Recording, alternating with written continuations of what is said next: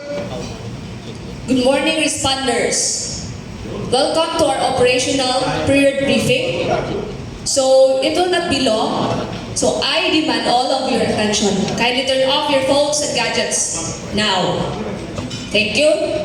So, let's come with our incident objectives. In your AIP, you can see 9 objectives. So, I want you to take heart all of them. Please ensure the safety of lives, including yours. Claro? Say, thank you. So we'll be updated with our current situation by Operations Section Chief. Good morning, responder. On September 20, XX about 0900 hours, Region 20 was hit by an earthquake. There are several reports that there are damage in the municipality of Rizal. The down district, southern and eastern areas naka-experience of landslide due to the earthquake and several damage in Ridge School. The facilities report lifeline utilities were disrupted, such as communication, water and power services. Thank you. Thank you. Now we will hear updates sa atong weather, sa atong ground situation, and sa atong structural buildings. Mayang buntag sa tanan. So our forecast indicates a scattered showers or katag-katag na pag-ulan uban sa panagsang hangin. Nagpadayon gihapon ang pagpahimangno bahin sa pagbaha sa mga barangay nga ubos na lugar. Salamat.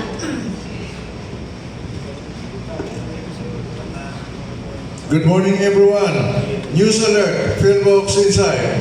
No significant seismic activity detected in the last 24 hours. However, aftershock remains possible in the affected areas. Communities should remain alert for cascading hazard. This is William reporting live. Thank you. Good morning, everyone. I'm Rene Capsano, your structural engineer, and these are my insights. Several beaches and coastal roads use tree fractures. Ground conditions are saturated. Areas remain unstable, increasing risk of landslides and structural collapse.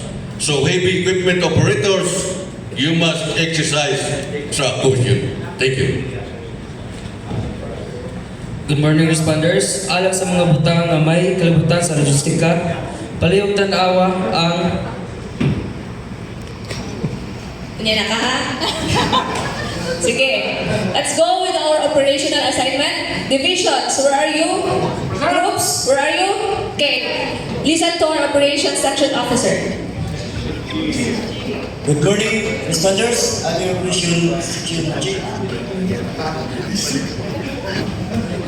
For Division 1, ang assigned area, si Vice Bambo Supervisor. Wala yung lugar na nag-assign. Ang iyang trabaho is continue clear the debris along the road. Division B, Division Center. Ang nag-assign ang objective areas is to support hatag og relief goods and condition sa mga evacuees. For security groups, Police Team 1, Dili nakasign sa temporary police for the scene. Police Team 2 nakasign sa Camp 2. Police Team 3 nakasign sa evacuate site. At Police Team 4 nakasign sa Camp 4. For evacuation groups, kamo magdala sa mga na-rescue along the evacuates, padulong sa evacuation area. Clearing groups, kamo ang nakasign sa Clear National Highway. Restoration groups, pagkauman ng clearing, kamo ang nakasign for restoration of lifeline facilities.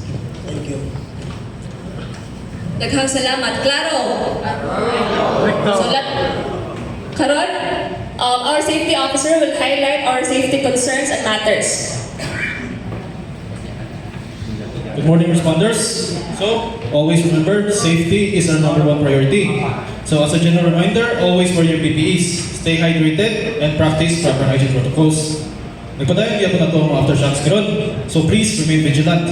Be aware of any potential hazards such as unstable ground, compromised structures, falling debris, and other unsafe conditions.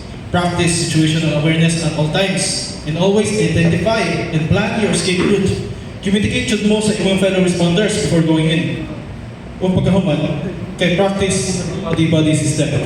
Never go into danger alone. Stay alert, stay safe, and look out for one another. Thank you.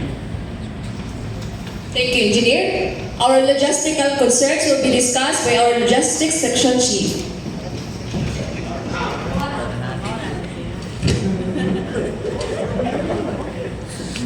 Good morning, responders. Alang sa mga butang na may kalibutan sa logistical, playog tanawa ang Form 254 Communication Plan o Form 264 Medical Plan. And gipahinumduman ang mga responder nga magdala sila og kagalingong tubig, ang mga pagkaon ipang-distribute sa kanilang tagsa-tagsa nga pwesto. And ang supply sa gasolina maabot sa alas 2 sa hapon. Ang mga tents sa unit medical na sa operasyon, ang mga gagamitan sa communication equipment, nagsusi ug maayo ang mga functional. Salamat. Thank you. For our finance and admin matters, let's welcome our finance section chief. Good morning, responders. As Finance Chief, make sure that daily time records and maintain all personnel's and please secure official receipt for all expenses made during the operational period for further reimbursement purposes. Thank you. Important information will be discussed by our Public Information Officer. Good morning, responders. Members of the media may approach you during the operation. Remember that you are not authorized to release any official information. However, there will be a press briefing to be conducted at exactly 6:10 in the Public Information Office. Thank you. Thank you.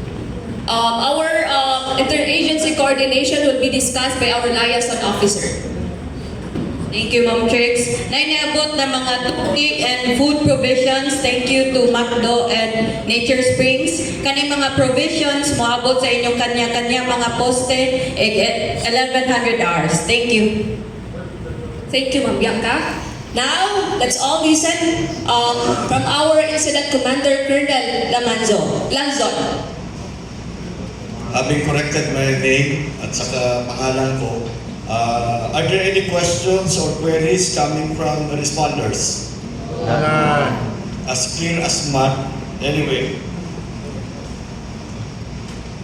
as we conclude the operational period briefing, let me remind you of our covenant of service. Life safety is our foremost duty. Incident stabilization is our shared mission. Property and environmental protection is all our responsibility. You heard the situation updates, the assignments, safety reminders, and logistics provisions. Each of you now carries a vital role in our collective effort. Remember, stay vigilant, stay hydrated, and stay united. This incident will test us, but it will show the strength of our bayanihan. Together, we will overcome. Maraming salamat sa inyong dedikasyon. Mabuhay ang ating mga responders at mabuhay ang lawing panumpon. Thank you. Thank you, IC. So now, divisions and groups, you will be directed to your breakout rooms. Listen carefully. Division A, where are you? Okay. Go to room 101, Division B, 102. Evacuation group, 103. Security group, 104. Clearing group, 105. And restoration group, 106. So now, let's meet once again on this spot, 8 a.m. Don't be late. So you can already turn on your phones and gadgets, and please come back home. Adios. Adios.